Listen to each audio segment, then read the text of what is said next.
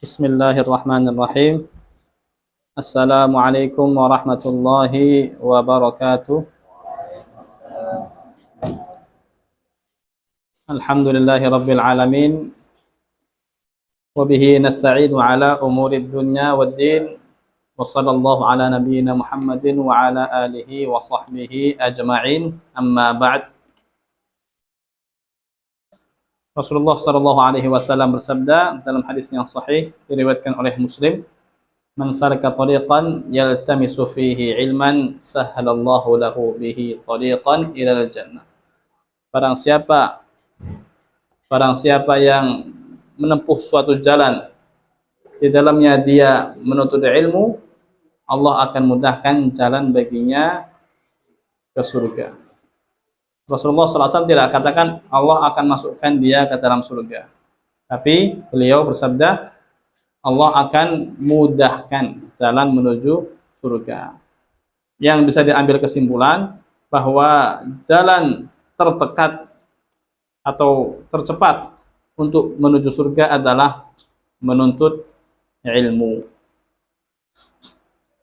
Bapak Ibu sekalian yang dirahmati oleh Allah Subhanahu wa taala, untuk menyingkat waktu, kita langsung saja masuk ke pembahasan hari ini insyaallah. Sebelumnya ana kasih muqaddimah. Ini pitnya masalah ya. Muqaddimah yang pertama, Allah Subhanahu wa taala menciptakan makhluknya, langit, bumi, manusia, dan bangsa jin.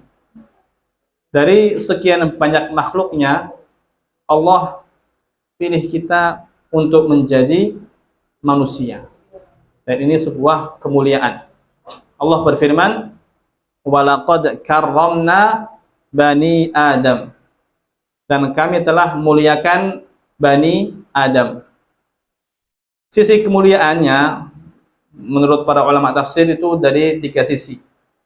Allah muliakan Bani Adam dengan kemampuannya berbicara, Allah muliakan Bani Adam dengan akal, dan Allah muliakan Bani Adam dengan makan menggunakan tangan mereka secara langsung. Disebutkan juga dalam tafsir.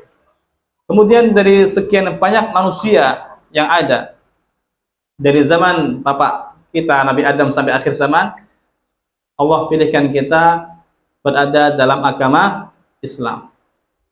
Allah Subhanahu wa taala berfirman, "Innad dina 'indallahil Islam." Sesungguhnya agama yang di sisi Allah hanyalah Islam.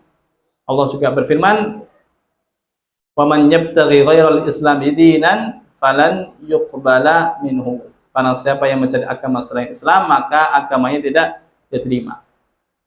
Dan dari agama Islam atau penganut agama Islam, Allah Subhanahu wa taala pilih kita termasuk golongan Ahlus Sunnah wal Jamaah, yaitu orang-orang yang berusaha mengikuti jejaknya para sahabat atau salafus soleh.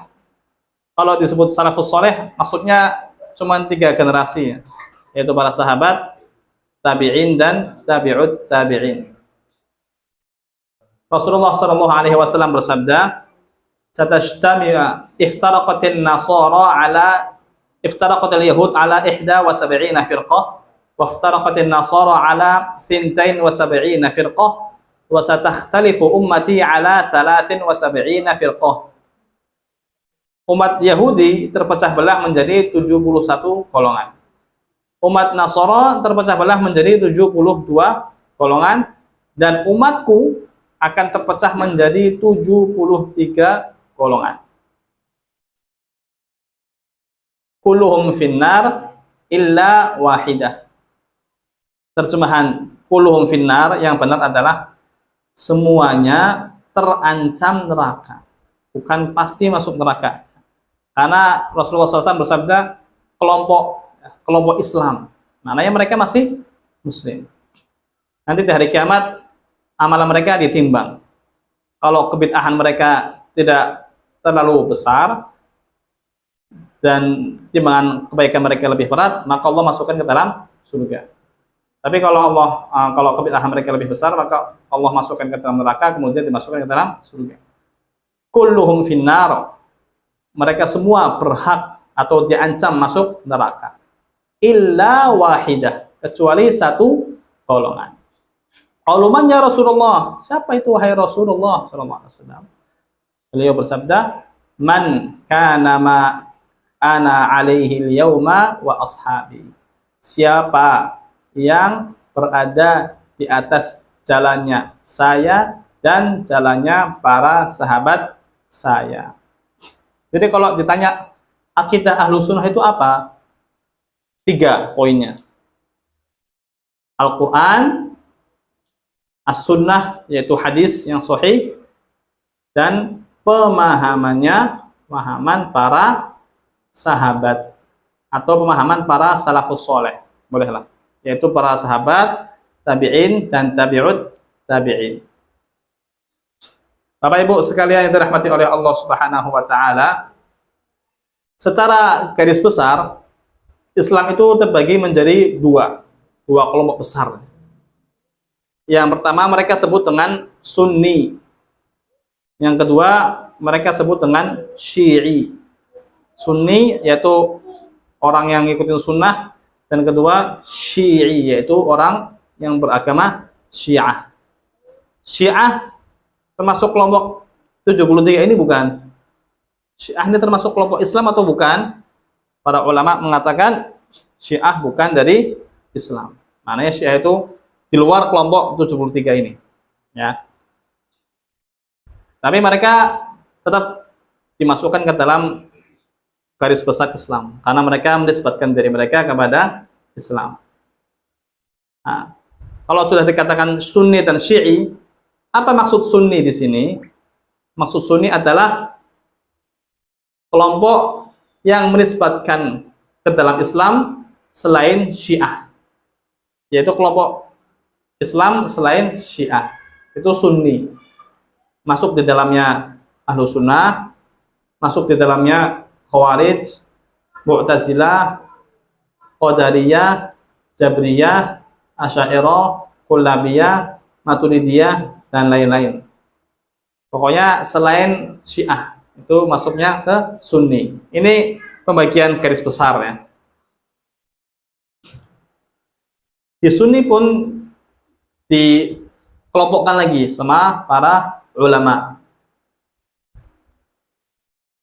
Terbagi menjadi 2 lagi.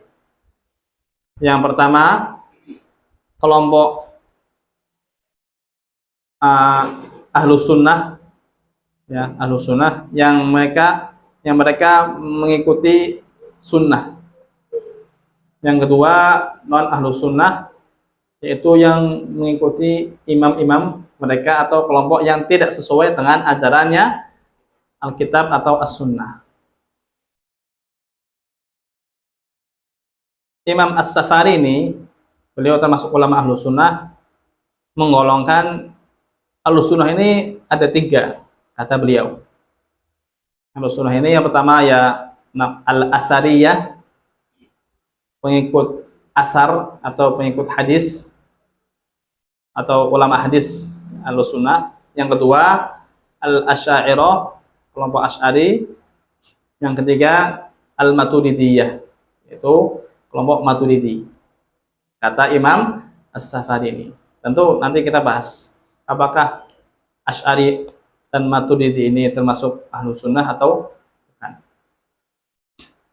Kelompok kedua yaitu yang tidak mengikuti jejaknya Ahlus Sunnah, yang tidak mengikuti akidah Sunnah, seperti Khawarij, Mu'tazilah, dan lain-lain. Kelompok Islam banyak, ya, karena Rasulullah SAW sudah sebut tadi 73 golongan. Kita mau fokus di satu kelompok saja. Sebenarnya ini majelis level 2, kalau anak bilang level 2, karena sudah masuk membahas sebuah kelompok. Syarat masuk level 2 harus mungkin atau belajar dulu level 1, Yaitu harus belajar dulu akidah Ahlussunnah. Akidah Ahlussunnah itu seperti apa? Apakah dulu akidah Ahlussunnah terkait sifat, akidah Ahlussunnah terkait permasalahan iman, terkait permasalahan para sahabat, terkait permasalahan takdir. Nah, itu harus belajar dulu. Baru masuk ke level 2. Tapi nggak apa-apa, nanti kita kasih muqaddimah sebelum masuk ke pembahasan mereka. Bapak Ibu sekalian yang dirahmati oleh Allah Subhanahu wa taala, Al-Asy'ariyah atau yang lebih dikenal dengan Asy'ari. Siapa kelompok ini? Kelompok ini adalah kelompok Islam ya, yang dinisbatkan kepada Abul Hasan Al-Asy'ari. Namanya Abul Hasan Ali bin Ismail Al-Asy'ari. Al-Asy'ari ini kayak nama kabilah. Nasabnya beliau ini Abul Hasan ini bersambung sampai ke Abu Musa Al-Asy'ari. Ya, karena ada nama sahabat tuh Abu Musa Al-Asy'ari. Nah, ini Abul Hasan Al-Asy'ari nasabnya bersambung kepada sahabat Abu Musa Al-Asy'ari. Apakah pendiri NU Hashim Al-Asy'ari termasuk nasab atau nasabnya bersambung ke Abu Musa? Wallahu a'lam. Itu harus dikaji lebih lanjut lagi. Abu Musa Al-Asy'ari ini lahir di Basrah atau di Irak sekarang. Basrah tahunnya 270 Hijriyah. Yaitu zaman dinasti Abbasiyah. Ya, tahun 270 Hijriyah. Setelah kematian atau setelah wafatnya Imam Ahmad. Imam Ahmad wafat 241. 3 tahun setelahnya muncul atau lahir namanya Abul Hasan Al-Asy'ari. Tentu fitnah khalqil Quran, kalau yang pernah tahu ya, kalau Quran itu makhluk, itu fitnah-fitnah itu sebelum zaman Imam Ahmad. Sudah selesai. Nah, Imam Abul Hasan ini lahir 30 tahun setelah kematian Imam Ahmad. Perjalanan Abul Hasan Al-Asy'ari itu secara global melalui 3 fase. 3 fase. Yang pertama, fase beliau atau fase Mu'tazilah. Mu'tazilah, kalau yang belum tahu, itu kelompok juga yang mengatakan Al-Quran itu makhluk. Al-Quran bukan makhluk ya. Al-Quran itu firman Allah, bukan makhluk. Tapi Mu'tazilah ini kelompok sesat, disesatkan sama para ulama. Awal mula timbulnya fitnah itu Al-Quran makhluk di zaman Imam Ahmad. Nah, Abul Hasan ini hidup di lingkungan Mu'tazilah. Beliau ikut gurunya namanya Abi Ali Al-Jubba'i. Ini tokoh Mu'tazilah di zamannya 270 Hijriyah. Ya tentu beliau belajar Mu'tazilah dari tokohnya langsung, sehingga beliau, akidah beliau ketika itu adalah Mu'tazilah. Masuk ke fase kedua, yaitu fase Kullabiyah, kalau para ulama katakan. Fase Asy'ariyah nih, fase Asy'ariyah ini yaitu ketika dia melihat setelah tumbuh dewasa, beliau ini rahimahullah mengkaji, dan ternyata Mu'tazilah ini agama yang atau kelompok tidak sesuai dengan Islam, tidak sesuai dengan Quran dan Sunnah, sehingga beliau berpindah ke madhab, atau beliau membuat madhab sendiri, membuat kelompok sendiri namanya Asy'ari. Nah, kelompok ini lebih ringan daripada Mu'tazilah dari sisi kesesatannya, tapi tetap masih jauh dari pemahaman para sahabat. Kemudian masuk ke fase ketiga. Fase kedua ini fase cuma sebentar ya. Hingga beliau Abul Hasan Al-Asy'ari Ali bin Ismail masuk ke fase ketiga, yang mana beliau bertaubat dari madhab Asy'arinya dulu, dan beliau mengikuti akidahnya Imam Ahmad bin Hanbal, yaitu akidah Ahlussunnah wal Jamaah. Permasalahannya, atau di fase ini, fase ketiga, beliau nulis kitab namanya Al-Ibanah. Kitab ini beliau menjelaskan akidah Ahlus Sunnah yang sesuai dengan Al-Quran dan hadis. Kitab ini sebenarnya senjata paling ampuh untuk menjelaskan kepada pengikut Asy'ari zaman sekarang, kalau imamnya saja sudah taubat, kenapa kita tidak kembali ke Al-Quran dan Sunnah? Makanya para tokoh-tokoh Asy'ari zaman sekarang berusaha untuk meragukan keotentikan buku ini. Oh, ini buku bukan karangannya Abul Hasan Al-Asy'ari, ini buku karangannya Ibnu Taimiyah atau karangannya ulama lain gitu. Tapi mereka hanya mengigau ya. Tidak ada bukti atau bukti ilmiah yang mereka bisa tunjukkan. Dan kitab ini Al-Ibanah alhamdulillah sampai ke kita dan sudah ada cetakannya, ada juga naskah tertulisnya dan sampai kepada kita dengan sanad yang bersambung. Jadi kitab Ibanah ini benar-benar kitabnya Abul Hasan Al-Asy'ari. Dan menurut kaidah biasa ya, namanya kaidah, seseorang itu diambil pendapatnya yang terakhir. Seseorang itu harusnya diambil pendapatnya yang terakhir. Tapi mengikut Asy'ari di zaman sekarang, dari zaman dahulu sampai sekarang, itu mengikuti Abul Hasan Al-Asy'ari di fase keduanya. Itu fase ketika beliau berada di madhab atau di akidah Asy'ari. Itu perjalanan singkat Abul Hasan Al-Asy'ari, Ali bin Ismail. 3 fase: pertama Mu'tazilah, yang kedua Asy'ari, yang ketiga Ahlus Sunnah wal Jamaah. Kemudian kita masuk ke tokoh-tokoh Asy'ari. Tokoh-tokoh Asy'ari yang paling fenomenal zaman sekarang. Zaman dahulu sampai sekarang. Yang pertama ada Anda sebutkan 2 aja ya. Yang pertama ada namanya Abu Hamid Al-Ghazali.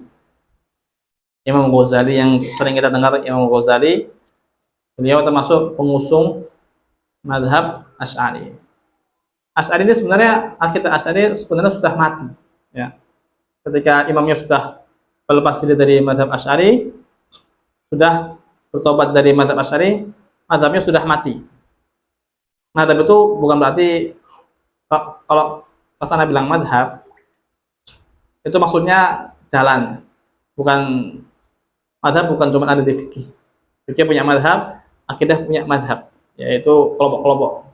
Kalau bilang madhab berarti maksudnya kelompok Asy'ari ini yang sesat.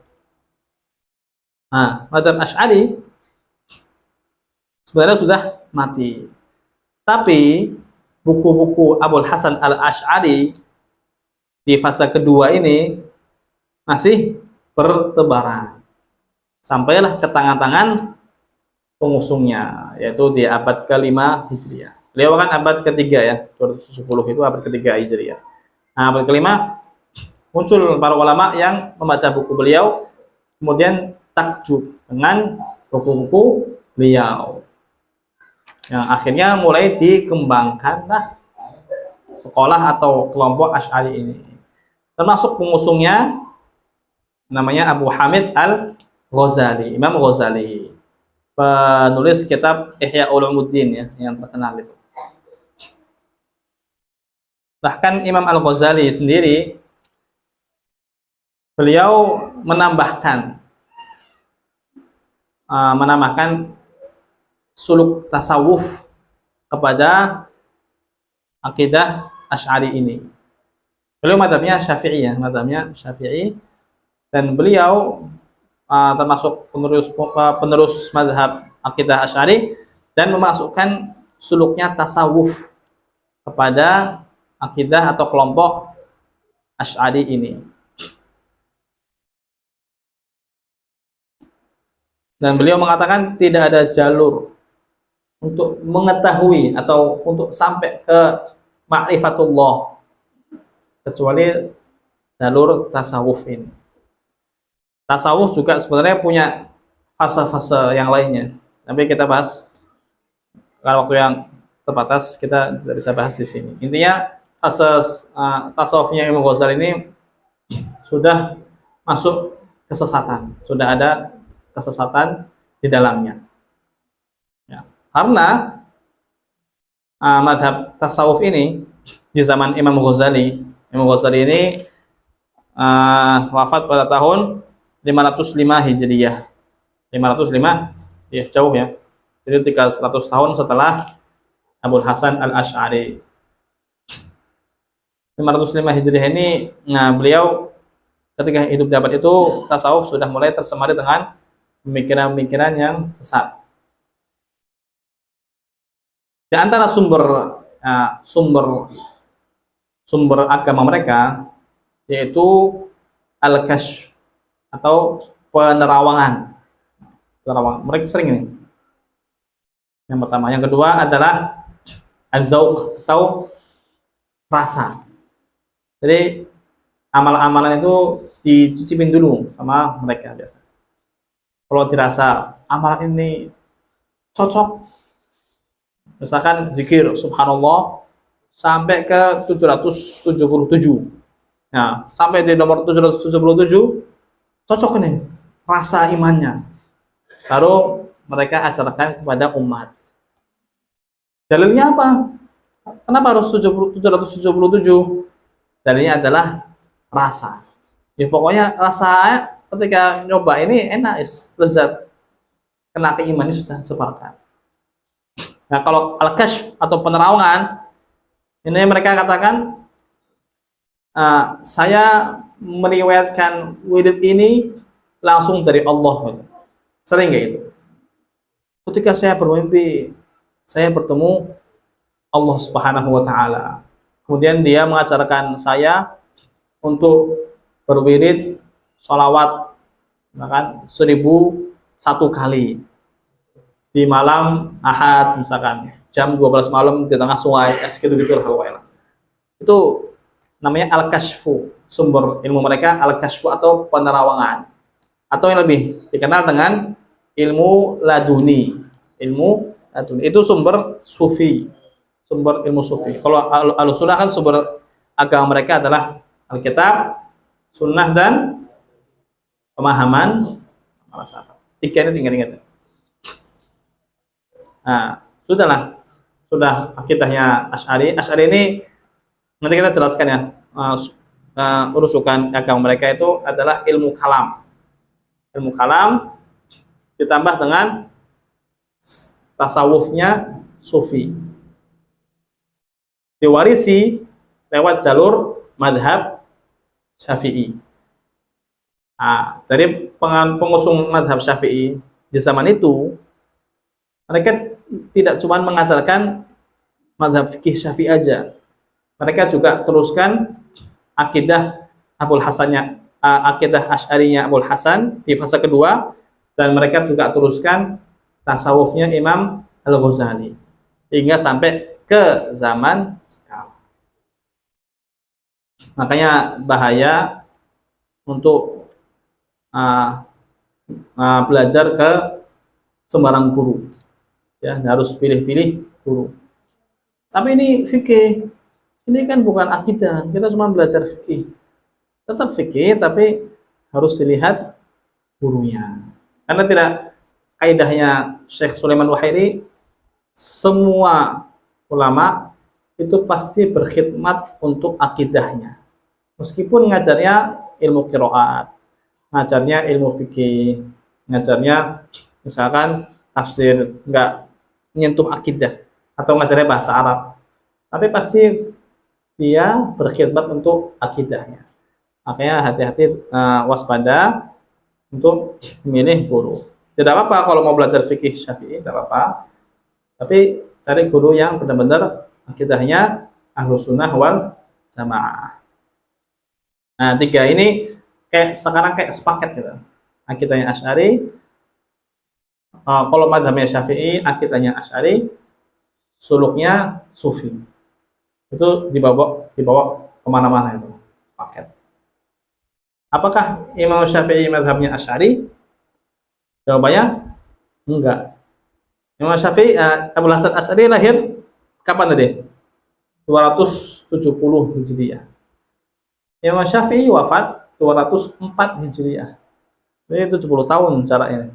Gimana Imam Syafi'i bisa bermadhab Asy'ari kalau dia meninggal sebelum Abu Hasan Asy'ari lahir? Nah, itu kisah sekelumit dari Abu Hamid Al-Ghazali. Tetapi di akhir hayatnya beliau bertaubat dari akidah Asy'ari ini dan bertobat juga dari tasawuf sufi ini, kembali kepada jalan Ahlus Sunnah wal Jamaah setelah beliau membaca kitabnya Sahih Bukhari. Dalam riwayat dikatakan beliau wafat sedangkan kitab Sahih Bukhari ada di dalam atau di atas pangkuannya. Semoga Allah Subhanahu wa taala mengampuni beliau atas jasa beliau kepada Islam dan kaum muslimin. Tokoh yang kedua ada namanya Fakhrur Razi. Al-Fakhrur Razi. Beliau punya kitab tafsir besar. Ini Fakhrur Razi. Fakhrur Razi kitab tafsir besar gini lah. Judulnya Mafatihul Ghaib. Kunci-kunci ilmu ghaib. Nah, ini judul kitab aja sudah bermasalah. Kunci-kunci ilmu ghaib. Seakan-akan tafsir ini membuka ilmu-ilmu ghaib yang tidak diketahui oleh manusia. Makanya para ulama lebih sering kasih namanya At-Tafsir Al-Kabir, tafsir besar miliknya Fakhrur Razi. Para ulama tidak mau menyebutkan kitab ini dengan nama Mafatihul Ghaib. Imam Fakhrur Razi beliau termasuk ulama Asy'ari yang mematangkan usul atau pondasi madhab Asy'ari. Beliau bangun ini pondasinya, beliau runtut ilmunya, dan beliau mudahkan permasalahannya biar bisa dimakan sama orang-orang awam atau orang-orang pemula.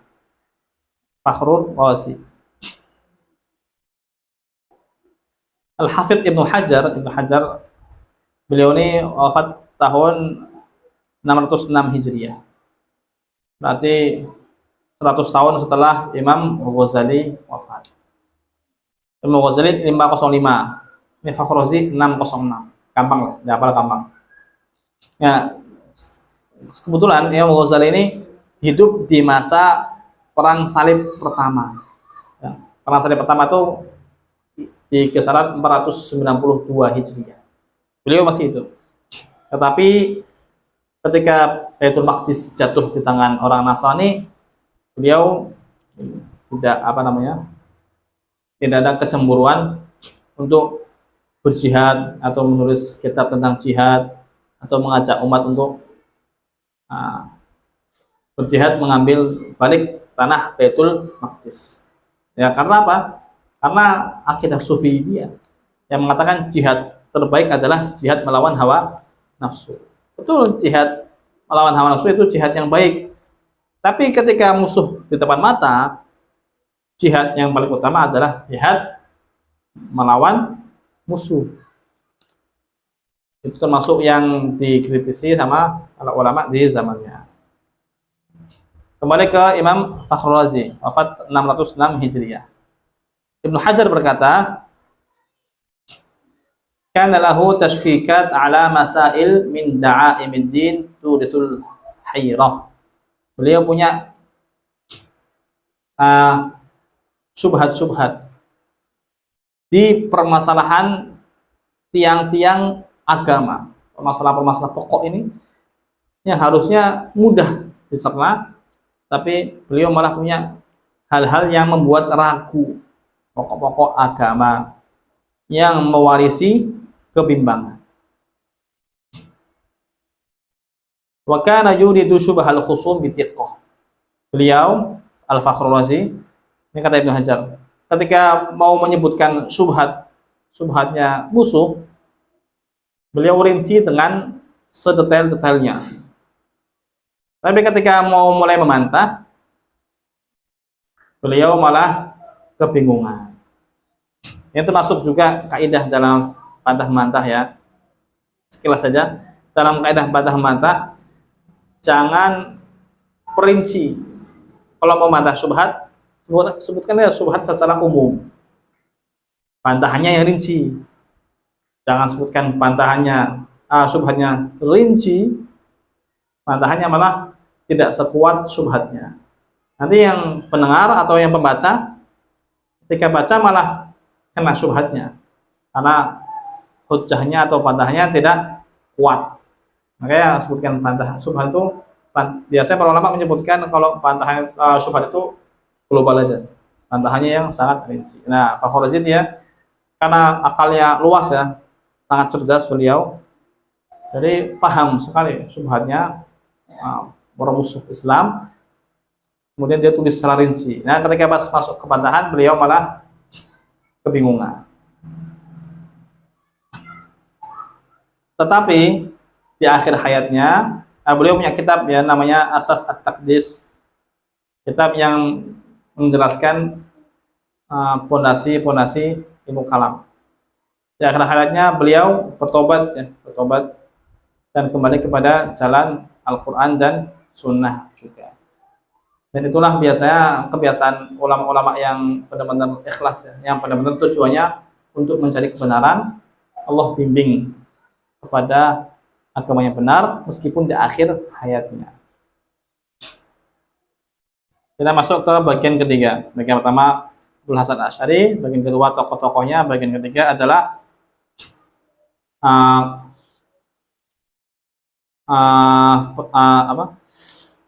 akidah mereka, yang akidah Asy'ari secara global. Yang pertama, masdar atau sumber ilmu, sumber pengambilan ilmu mazhab Asy'ari. Ana mulai dari Ahlussunnah dulu. Ahlussunnah sumber ilmunya apa? 3 tadi, Al-Quran, Sunnah, dan pemahaman para sahabat Salafus Shalih. Asy'ari sumber akidah mereka adalah Al-Quran dan Sunnah sesuai kaidah akal. Ya, jadi Al-Quran Sunnah tidak benar secara mutlak, harus ditimbang dulu dengan timbangan akal. Kalau sesuai dengan akal, baru mereka terima. Kalau tidak sesuai dengan akal, mereka tolak. Makanya kalau terjadi benturan antara Al-Quran dengan akal, mereka lebih dahulukan akal.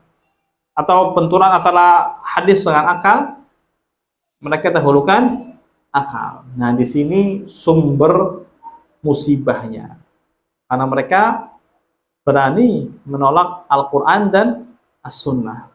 Al-Quran yang Allah berfirman, la ya'tihil batilu min baini yadayhi wala min khalfih, yang tidak mungkin datang kebatilan di depan ataupun di belakang.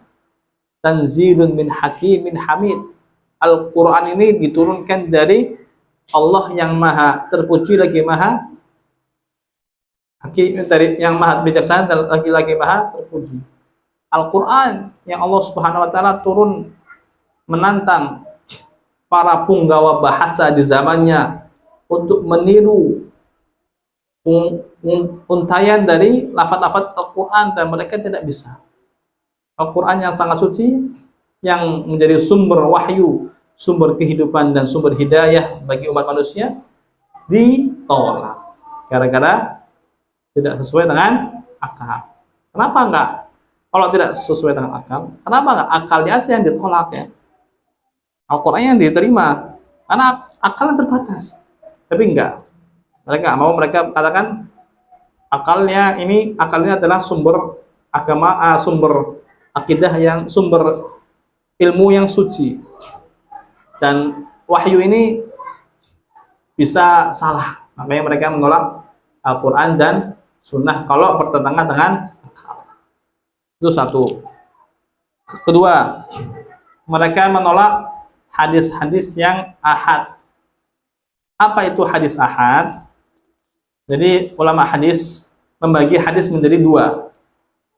Hadis mutawatir, hadis ahad.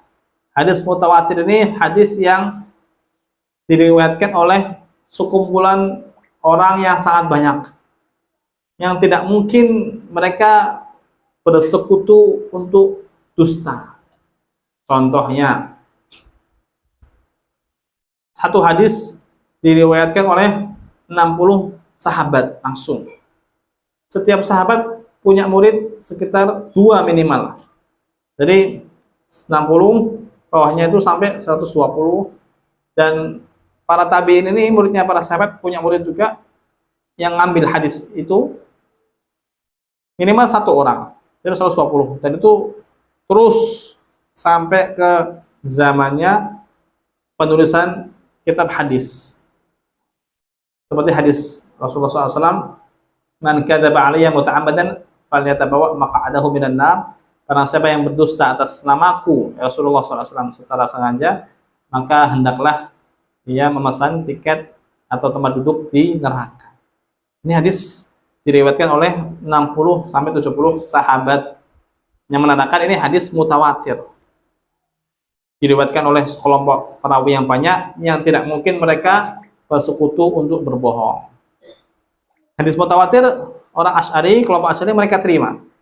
Tapi hadis ahad yang cuma diriwayatkan oleh 1-2 perawi itu mereka tolak. Kalau ahlu sunnah apa? Ahlu sunnah mereka menerima semua hadis, entah itu mutawatir ataupun hadis ahad, selama sanadnya sahih, selama sanadnya bersambung ke Rasulullah. Kalau sanadnya bersambung ke Rasulullah SAW, otomatis hadis ini benar-benar ucapan dari Rasulullah SAW. Kalau sudah benar sabda Rasulullah SAW, ya wajib kita untuk mengamalkannya. Itu termasuk pemikiran atau keyakinan dari Asy'ari. Yang ketiga,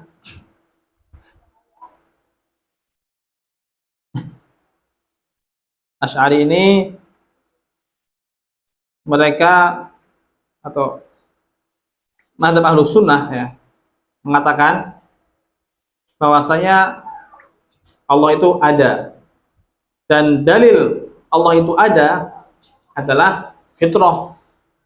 Fitrah manusia itu secara naluri sudah ada keyakinan bahwasanya Allah itu atau Tuhan itu ada Tuhan yang mengatur alam semesta ini.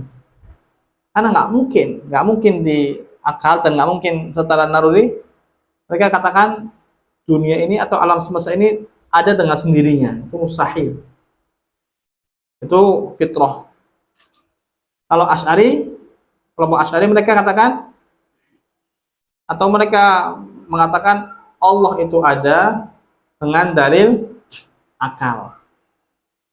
Jadi mereka menetapkan eksistensi Allah atau keberadaan Allah itu dengan dalil akal. Ikut caranya orang-orang filsafat.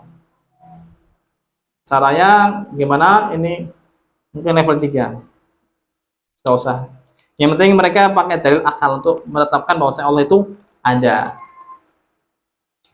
Yang keempat, mazhab Ahlus Sunnah wal Jamaah meyakini bahwasanya pengertian tauhid adalah mengesahkan Allah dalam 3 hal ya. Tauhid kan ada tauhid rububiyah, tauhid uluhiyah, dan tauhid asma wa sifat. Mengesahkan Allah dalam perbuatan Allah, mengesahkan Allah dalam beribadah kepada Allah, dan mengesahkan Allah dalam nama-nama dan sifat-sifat Allah. Tapi tauhidnya Asy'ari ini beda. Tauhidnya dia adalah menafikan uh, menafikan dualisme atau menafikan Tuhan itu dua, menafikan Allah itu banyak atau Tuhan itu banyak, menafikan adanya anggota badan bagi Allah, menafikan adanya bagian-bagian yang tersusun dari Allah gitu.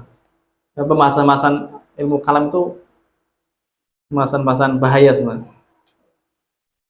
Nah, dari sini mereka katakan Allah tidak punya tangan, Allah tidak punya mata. Allah katakan Allah memiliki mata. Tajri bi a'yunina. Kapal ini berjalan dengan pandangan mata kami. Oh enggak, Allah nggak punya mata. Ditolak. Allah Subhanahu wa taala katakan bal yadahu mabsuutatan. Kedua tangan Allah itu terbentang. Oh enggak, Allah nggak punya tangan.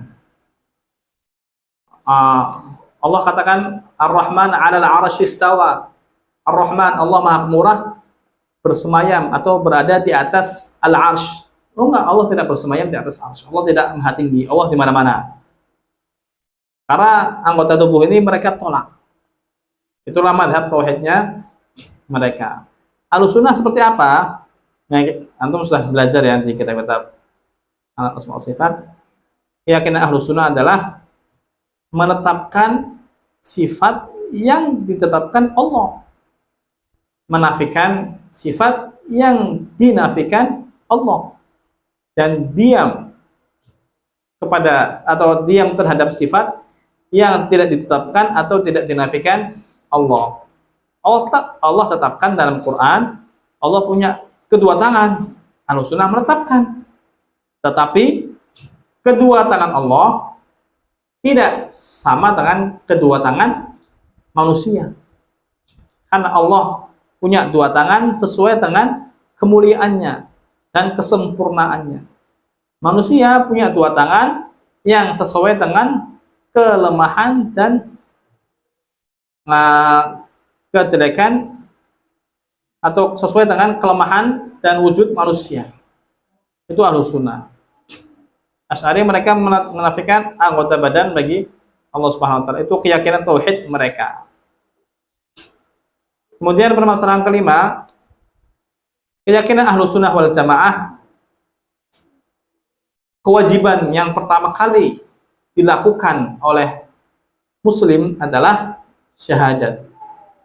Kewajiban pertama kali adalah syahadat untuk Ahlussunnah. Allah berfirman, syahidallahu annahu la ilaha illa huwa wal malaikatu wa ulul ilmi qa'iman bil qisti. Allah bersaksi bahwasanya tiada Tuhan yang berhak disembah kecuali Allah. Begitu pula para malaikat bersaksi, begitu pula para orang-orang berilmu juga bersaksi bahwasanya tiada Tuhan yang berhak disembah kecuali Allah. Ini Ahlussunnah terkait kewajiban pertama. Asy'ari tidak. Asy'ari mengatakan kewajiban pertama seorang muslim adalah an-nazar atau melihat. Bahkan para ulama mereka mengatakan tidak sah itu an-nazar atau melihat ciptaan Allah sampai dia kafir dulu. Jadi keluar dari agama Islam dulu, baru dia melihat atau mentadabburi ciptaan Allah, baru dia masuk Islam. Repot sebenarnya. Jadi orang usah masuk Islam, suruh balik dulu kafir, baru masuk Islam lagi. Yes. Ada aja emang kalau kelompok-kelompok yang tidak sesuai dengan Al-Quran dan Sunnah. Makanya kelompok Asy'ari ini sebenarnya juga kelompok yang mudah mengkafirkan. Karena mereka mengatakan kalau nazar untuk mentadaburi ciptaan Allah sampai ke tingkat yakin itu harus ragu dulu, harus kafir dulu, baru nazar atau melihat ciptaan Allah. Kalau tidak ragu dulu, ya nazarnya tidak sah. Berarti orang awam kita ini yang belum nazar nih, ya kafir menurut mereka. Jadi yang lebih mengkafirkan itu sebenarnya Asy'ari. Ini sebenarnya ada pertanyaan nih. Kan orang sering bilang, apakah Asy'ari ini uh, kelompok Islam terbanyak di muka bumi di zaman sekarang? Mereka sering bilang kayak itu. Jawabannya enggak. Malah akidah Ahlussunnah yang lebih banyak atau mendominasi zaman sekarang. Karena orang awam yang bilang, oh saya Asy'ari, mereka sebenarnya nggak tahu juga Asy'ari itu apa. Kalau mereka dikasih tahu, kamu ini sebenarnya belum Islam, karena kamu belum an-nazar, belum mentadabburi ciptaan Allah, belum ragu dulu, keluar dari Islam dulu, terus tadabbur dari ciptaan Allah baru bisa masuk Islam. Ya mereka emosi. Oh mana saya kan mereka saya lahir dari Islam.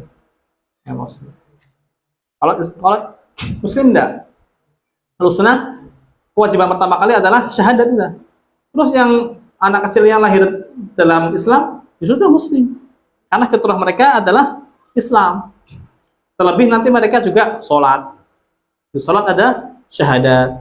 Mereka juga ketika bayi lahir, mereka dikasih adzan, syahadat.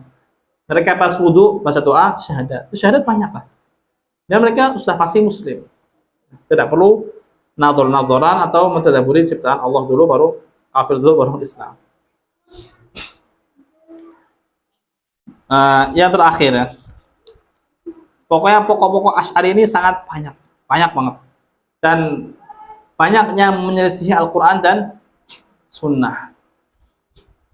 Yang terakhir yang mereka katakan bahwasanya kelompok Asy'ari ini adalah terkait bab iman. Asy'ari mengatakan Ahlussunnah dulu ya. Ahlussunnah wal Jamaah mengatakan iman itu adalah keyakinan, ucapan, dan perbuatan. Iman bisa bertambah dengan ketaatan, iman juga berkurang dengan kemaksiatan. Itu Ahlussunnah. Iman itu hati, lisan, dan anggota badan. Asy'ari enggak. Iman itu hanya ucapan syahadat saja. Iman itu hanya lisan saja. Amal tidak termasuk iman. Jadi selama Muslim itu mengucapkan syahadat, dia Muslim. Tapi tidak sholat, tidak zakat, tidak haji, tidak apa. Dia Muslim. Selama dia ucapin syahadat. Dia sama kayak kelompok Murji'ah yang mengatakan iman itu cuman syahadat aja.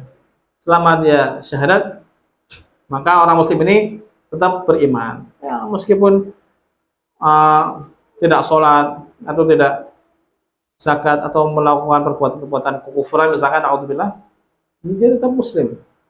Ini akidahnya masuknya jatuhnya kepada akidah Murji'ah, akidah sesat. Kalau Islam dan Ahlussunnah tidak. Ahlussunnah iman itu keyakinan hati, ucapan lisan, dan perbuatan anggota badan.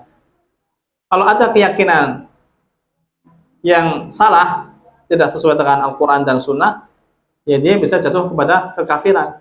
Seperti meyakini bahwasanya Allah itu dua, itu jatuh kafir. Lisan, kalau misalkan ada lisan yang tidak sesuai dengan Al-Quran dan Sunnah, maka dia kafir. Seperti berkata Allah itu punya anak, atau Isa itu adalah Tuhan, ucapan itu kafir bisa. Dan perbuatan anggota badan kalau tidak sesuai dengan Al-Quran dan Sunnah, maka perbuatan tersebut bisa menjatuhkan Muslim kepada kekafiran. Contohnya sujud untuk kuburan, sujud untuk berhala, dan lain sebagainya. Itu Ahlussunnah wal Jamaah. Itu diantara pokok-pokok atau keyakinan al-Asy'ari atau madhab Asy'ari. Kembali kita ke pertanyaan, apakah Asy'ari ini Ahlussunnah atau bukan? Kita lihat tadi yang sudah kita pelajari, banyak pokok-pokok permasalahan yang sumbernya malah bukan dari Quran dan Sunnah, malah menyimpang jauh dari Al-Quran dan Sunnah. Maka jawaban dari soal apakah Asy'ari Ahlussunnah atau bukan, jawabannya jelas bukan termasuk dari ahlus sunnah wal jamaah. Syekh Jalal juga sudah bilang kayak gini ya, ketika di kajian Ramadan, dan banyak para ulama mengatakan Asy'ari ini bukan ahlus sunnah wal jamaah. Maturidi juga sama, Kullabi juga sama, Mu'tazilah juga sama. Tapi Asy'ari juga tidak dipungkiri mereka punya usaha untuk membantah kelompok-kelompok sesat. Mereka punya usaha untuk membantah Syiah, untuk membantah firqah batiniyah, untuk membantah Mu'tazilah. Mereka juga punya pandangan untuk orang-orang ateis. Tapi pandangan mereka ya sumbernya adalah akal, tidak membantah dengan Al-Quran dan As-Sunnah. Ya seperti yang dikatakan Syekhul Islam Ibnu Taimiyah, la lil islami nasaru wa la limadhhabihim kasaru. Mereka tidak menghancurkan atau mematahkan syubhatnya musuh, mereka juga tidak menolong madhab atau agama Islam. Jadi usaha mereka sangat banyak untuk menolong Islam. Tapi karena sumber mereka itu akal dan ilmu kalam, sehingga mereka juga tidak bisa menolong agama Islam. Dan mereka juga berusaha untuk membantah atau memecahkan syubhat-syubhat para musuh Islam. Tapi karena mereka sumbernya akal atau ilmu kalam, mereka juga tidak bisa mematahkan atau bantahannya itu lemah, tidak sekuat syubhat yang mereka lawan. Ala kulli hal, kelompok Asy'ari ini masih dalam kategori Sunni kalau dibandingkan Syiah. Dan Ahlussunnah juga punya keyakinan seperti ini. Mereka berkeyakinan bahwa kesesatan itu bertingkat-tingkat, bukan satu ya. Kesesatan bertingkat-tingkat. Semakin jauh dia dari Al-Quran dan Sunnah, maka dia semakin sesat, dan semakin dekat dia dengan Al-Quran dan Sunnah, maka dia semakin dekat atau semakin sedikit kesesatannya. Kalau dibandingkan, tadi kita katakan Asy'ari itu bukan Ahlus Sunnah wal Jamaah. Tapi kalau dibandingkan Asy'ari dengan Mu'tazilah, ya kita katakan Asy'ari lebih dekat kepada Sunnah daripada Mu'tazilah. Kita katakan atau kita bandingkan Mu'tazilah dengan Jahmiyah, kita katakan Mu'tazilah lebih dekat ke Sunnah ketimbang Jahmiyah. Kita katakan Jahmiyah dengan Batiniyah. Batiniyah kelompok lebih sesat lagi. Ya, Jahmiyah lebih dekat ke Sunnah daripada Batiniyah. Lebih dekat ke Sunnah bukan berarti termasuk dari Sunnah. Karena orang munafik pun dekat dengan Rasulullah, dekat dengan Islam, tapi bukan bagian dari Islam dan Rasulullah SAW. Sampai di sini pembahasan kita. Kita ambil kesimpulannya, Abul Hasan Al-Asy'ari punya 3 fase. Yang diikuti zaman sekarang adalah fase kedua beliau. Beliau adalah keturunan Abu Musa Al-Asy'ari. Termasuk tokoh-tokoh Asy'ari yang fenomenal adalah Imam Ghazali dan Fakhrur Razi. Keduanya, Imam Ghazali wafat 505 Hijriah, Fakhrur Razi 606 Hijriah, dan keduanya telah bertaubat kembali kepada jalannya Ahlus Sunnah wal Jamaah. Kemudian keyakinan-keyakinan sesat Asy'ari itu sangat banyak, dan kita sudah sebutkan tadi beberapa atau sekelumit dari keyakinan yang sesat dari Asy'ari. Sampai di sini pembahasan kita. Kita cukupkan. Wassalamualaikum warahmatullahi wabarakatuh wa ala alihi washabihi wasallam. Subhanakallahumma bihamdika asyhadu an la ilaha illa anta astaghfiruka wa atubu ilaik. Wassalamualaikum warahmatullahi wabarakatuh.